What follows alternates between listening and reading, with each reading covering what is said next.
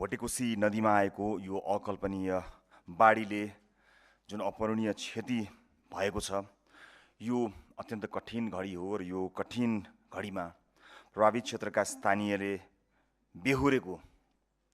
जनधनको क्षतिप्रति गहिरो दुःख व्यक्त गर्दै यस कालीलाग्दो विपदमा उहाँहरूको साथमा सिङ्गो रासोपा र सिङ्गो सरकार साथ रहेको कुरा म यो सम्मानित सदनलाई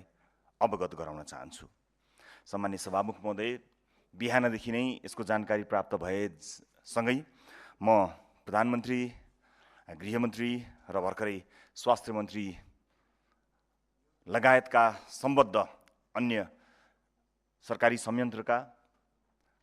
जति पनि महानुभावहरू हुनुहुन्छ, उहाँहरू सबैसँग निरन्तर छलफल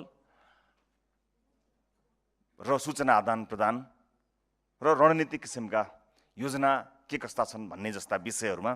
अत्यन्त सजगताका साथ सचेत हुँदै र गम्भीरतापूर्वक ती छलफलहरूमा सहभागी हुँदै आइरहेको छु र मलाई विश्वास छ सरकारले आफ्नो सम्पूर्ण सामर्थ्य लगाउनेछ। नागरिकको ज्यान बचाउने कुरा यतिखेर सबैभन्दा महत्त्वपूर्ण कुरा भएको हुनाले म सम्मानित सदनलाई प्रतिबद्धताका साथ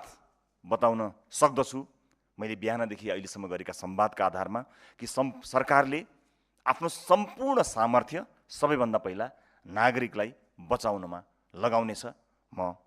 सम्मानित सदन मार्फत सिङ्गो देशलाई यो कुरा जानकारी गराउन चाहन्छु।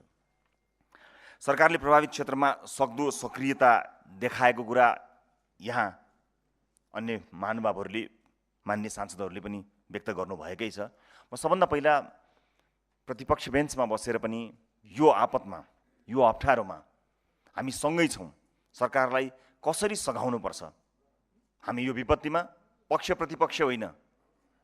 एकैसाथ सरकारको साथमा छौँ भन्ने जुन एउटा उच्च राजनीतिक संस्कारको प्रदर्शन भयो, म विपक्षी बेन्चलाई धेरै धेरै धन्यवाद ज्ञापन गर्न चाहन्छु। सम्मान्य सभामुख महोदय, यो विपदको सामना गर्नु र यो अहिलेको कठिन परिस्थितिलाई चाहिँ सम्हालिएर लिएर जानुको हामीसँग विकल्प छैन।